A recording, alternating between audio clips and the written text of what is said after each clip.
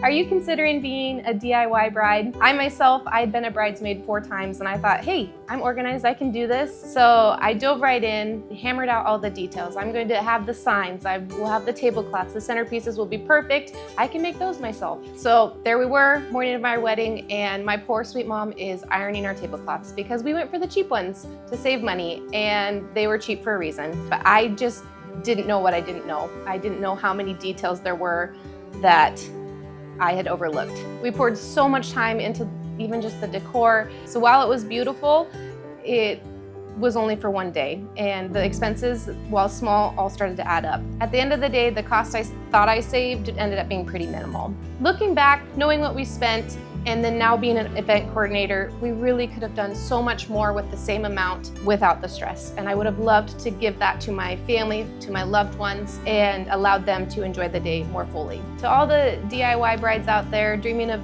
doing it on your own, saving some money, take it from me.